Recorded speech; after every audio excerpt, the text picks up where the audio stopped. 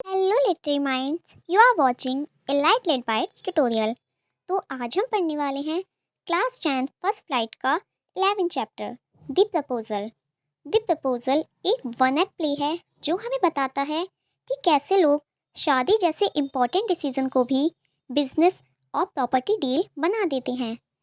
इस प्ले में रोमांस बिल्कुल नहीं है, सिर्फ आर्ग्यूमेंट्स, ईगो और मटेरियलिस्टिक थिंकिंग है। इसी वजह से ये प्ले बहुत फनी लगता है। इस प्ले में 3 मेन कैरेक्टर्स हैं।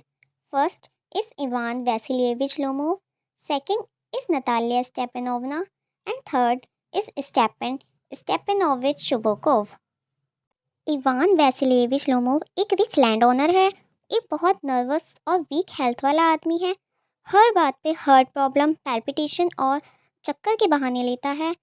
उसको शादी इसलिए करनी थी क्योंकि उसे अपनी लाइफ सिक्योर और सिस्टमेटिक चाहिए थी।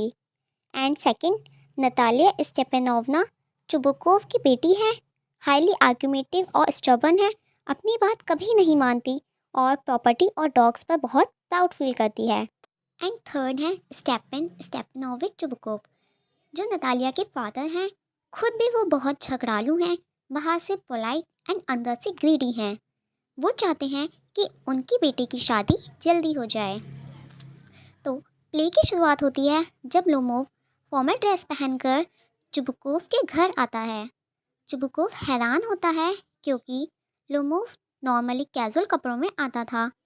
लोमोव बताता है कि वो एक इम्पॉर्टेंट रीज़न से आया है, लेकिन सीधा प्रपोजल नहीं बोल पाता।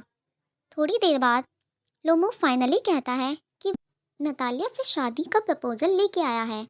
चुबुको बहुत खुश हो जाता है और तुरंत नतालिया को बुला लेता है, बिना बताए कि प्रपोजल का रीज़न क्या है। जैसे ही लोमोव शादी के लिए अपनी फाइनेंशियल स्टेबिलिटी एक्सप्लेन करता है, बात पहुंच जाती है ऑक्सन मेडोज पर। लोमोव कहता है कि ऑक्सन मेडोज मेरी एंसेस्ट्रल प्रॉपर्टी है, मतलब पेरेंट्स या पूर्वजों से मिली हुई। नतालिया कहती है, नहीं, ये हमारी फैमिली की ज़मीन है। दोनों इतनी ज़ोर ज़ोर से लड़ते हैं कि शादी की बात ही भूल जाते हैं। आर्गुमेंट इतना बढ़ जाता है कि लोमोव बेहोश हो जाता है। जब लोमोव चला जाता है, चुबुकोव नतालिया को बताते हैं कि लोमोव शादी का प्रपोजल लेके आया था। नतालिया को बहुत शौक लगता है, उसे लगता है कि उसकी शादी का मौका निकल गया। वो तुरंत लोमोव को वापस बुलाने को कहती है। लोमोव वापस आता है, लेकिन फिर शादी की बात होने से पहले डॉग्स की क्वालिटी पर आर्गुमेंट शुरू हो जाता है। लोमोव अपने डॉग गैस को बेस्ट बताता है, नतालिया अपनी डॉग स्क्यूज़र को सुपीरियर बताती है। फिर से लड़ाई, शाउट और हेल ड्रामा शुरू हो जाता है। लोमोव फिर से बेहोश हो जाता है। चुबुकोव घबरा जाता है और नतालिया का हाथ लोमोव के हाथ में दे देता है। जब लोमोव होश में आता है, उसे पता चलता है कि एंगेजमेंट हो चुकी है। एंगेजमेंट के बाद भी नतालिया और लोमोव डॉग्स पर झगड़ा करते रहते हैं। यही प्ले एंड हो जाता है, जो दिखाता है कि शादी के बाद भी उनका बिहेवियर चेंज नहीं होगा। And the theme of this story, शादी को प्रॉपर्टी और स्टेटस के बेसिस पर दिखाया गया है।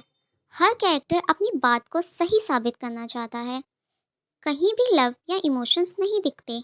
एंड चिकोव ने ह्यूमन फूलिशनेस को कॉमेडी के फॉर्म में प्रेजेंट किया है। And the message of this play, Chekhov ये बताना चाहता है कि जब लोग सिर्फ सेल्फ इंटरेस्ट और ईगो के बारे में सोचते हैं तो रिलेशनशिप्स का असली मतलब ख़त्म हो जाता है। And the conclusion is this, the proposal एक ऐसा प्ले है जो हमें हंसाता भी है और सोचने पर मजबूर भी करता है।